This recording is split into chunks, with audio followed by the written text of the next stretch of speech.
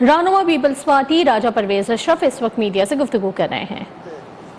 फूटते हैं और यही वो जगह है जहाँ से पाकिस्तान की सरबुलंदी, पाकिस्तान के इस्तेकाम, पाकिस्तान की मजबूती और पाकिस्तान के दफा की जो है वो ज़मानत है ये पार्लियामान।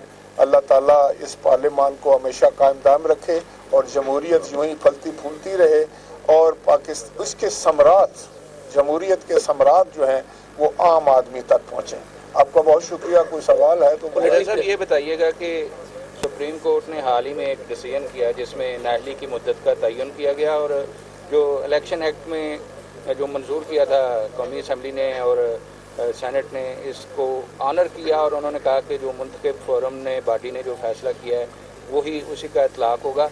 तो क्या समझते हैं कि अदारे जो हैं वो पार्लियामेंट के जो एक बालादस्ती है उसकी तस्लीम करने की तरफ ये कोई अच्छी पेशरफ्त है और आगे क्या देखते हैं कि अदारों के दरमियान जो एक तसादम की फ़िज़ा होती थी मुस्तकबिल में उसकी क्या सूरत हाल होगी? देखिए, सारे अदारे पाकिस्तान के हैं, हमारे अपने अदारे हैं। मैं नहीं समझता कि इदारों की आपस में अगर कोई चपकलिश हो, आपस में अगर कोई हम आंगी ना हो तो वो तो माशरा तरक्की नहीं कर सकता, वो मुल्क तरक्की नहीं कर सकता। अब हमारे पास ज़ाया करने के लिए वक्त ही नहीं बचा।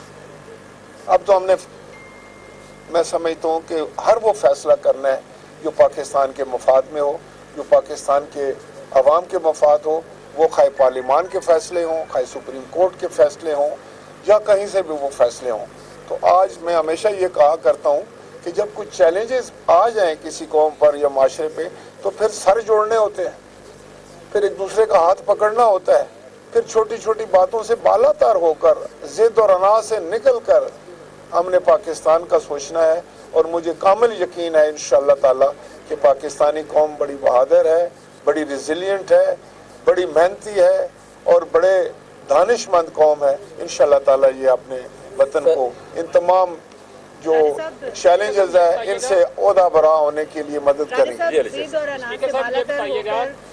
ज़िद और अनाज से बालातर होकर छोटी छोटी बातों को इग्नोर करके क्या पीटीआई के साथ बैठ सकते हैं? इस तरह का इंडिया उधर से तो दिया देखें, बिल्कुल मैं समझता हूँ कि हम सबको जब मैं बात करता हूँ तो ये किसी एक पार्टी की बात नहीं है, किसी इंडिविजुअल की बात नहीं है, मैं पूरी कौम की बात कर रहा हूँ। देखिए, ये ज़िद और अना ही थी ना कि जिसने हमें नुकसान पहुँचाया। 75 साल से तो हम वोटें डाल ही रहे हैं, 75 साल से तो हम कह रहे हैं कि हम ये कर रहे हैं वो कर रहे हैं, लेकिन अब हम सब ने संजीदगी के साथ अपना कोई हिसाब किताब ऑडिट करना है, बल्कि फोरेंसिक ऑडिट करने की ज़रूरत है कि हमने क्या खोया और क्या पाया। स्पीकर साहब ये बताइए कि बिलावल भुट्टो जरदारी साहब समेत पीटीआई और बाकी लोग कह रहे हैं कि हमें लेवल प्लेइंग फील्ड नहीं दी जा रही। कल जस्टिस मुसर्रत हलाली साहब ने भी बल्ले का निशान वापस लेने के बाद कल उन्होंने भी ये बात कही कि इलेक्शन कमीशन जो है वो पार्टी बना हुआ है। आपको लगता है कि लेवल प्लेइंग फील्ड जा रही है और जो सुप्रीम कोर्ट का बल्ले का निशान वापस लेना है इसको आप बतौर स्पीकर एक डेमोक्रेट पार्टी के तौर पर क्या कहते हैं? देखिए, मैं बताऊं, मेरे नज़दीक तो ये कोई ज़्यादा अहमियत की बातें नहीं हैं। आपको याद होगा कि पाकिस्तान पीपल्स पार्टी को भी एक ज़माने में उसका जो निशान था, इंतखाबी निशान तलवार हुआ करता था, तो तलवार वापस ले लिया गया, बल्कि उस लिस्ट से ही निकाल दिया गया। तो हमने तो मैं समझता हूँ कि हम तीर पे आ गए। तो देखें, असल में तो आपकी वो नज़रिया है, वो आपकी फ़िक्र है, वो आपकी ट्रेनिंग है, वो आपका मैसेज है। वो सिर्फ एक दिन में तो मैसेज नहीं आप दे सकते ना, उसके पीछे एक तारीख होती है और वो मैसेज कन्वे होता है। और दूसरी बात जो आपने कही है लेवल प्लेइंग फील्ड की, बिल्कुल हर एक के लिए लेवल प्लेइंग फील्ड होना चाहिए, खाए वो एक पार्टी डिमांड करे या दूसरी। मैं बतौर स्पीकर ये समझता हूँ कि आज़ादाना, मुनसफाना और गैर जानबदाराना इंतखाबात कराना इलेक्शन कमीशन का काम है। राज साहब ये बताएं कि पाकिस्तान के अंदर एक वाक़या होता है 28 मई, धमाके होते हैं, पाकिस्तान के दिफा को मजबूत किया जाता है। एक वाक़या होता है 9 मई को, आप किसको बेहतर समझते हैं पाकिस्तान के लिए? देखिए, आप कैसे कंपेयर कर सकते हैं 28 को और 9 को? 9 मई को तो मैं समझता हूँ कि वो रेड लाइंस क्रॉस की गई थी जिसकी कोई माशरा, कोई मुल्क।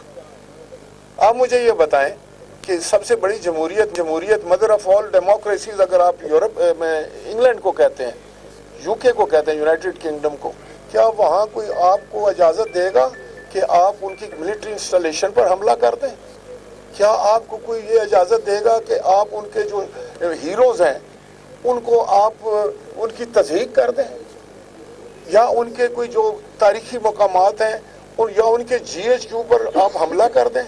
कौन इजाज़त देगा? ये तो बात ही करनी गलत बात है, और इस बात को दोहराना भी मैं समझता हूँ बायस शर्मिंदगी एक आम पाकिस्तानी के लिए। जहाँ तक 28 मई का तल्लुक है, वो धमाके हुए, पाकिस्तान एक एटमी पावर बना, वो तो एक मैं समझता हूँ कि काबिल फ़ख्र बात थी, और ये काबिल शर्म बात है।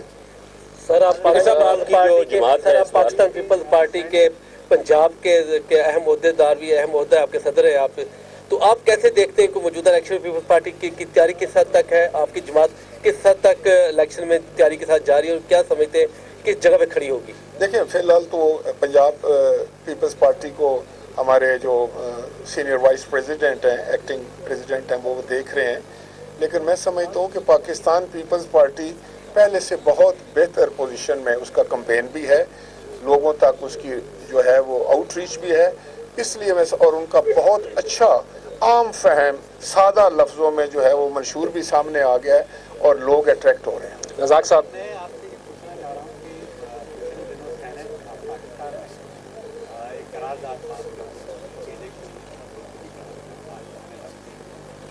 आप क्या समझते हैं कि आउट ऑफ फेडरेशन? देखें, ये एक बात तो चली थी कि मौसम और जो हालात के तहत किए जाएं, लेकिन एक तरफ आपके ऊपर जो है वो कॉन्स्टिट्यूशनल आपकी एक रिस्पॉन्सिबिलिटी है जो आपने पूरी करनी है, तो मैं समझता हूँ कि अपर हाउस जो है वो बहुत ही। इस्लामाबाद में पीपल्स पार्टी के रहनुमा राजा परवेज ये टॉक कर रहे थे।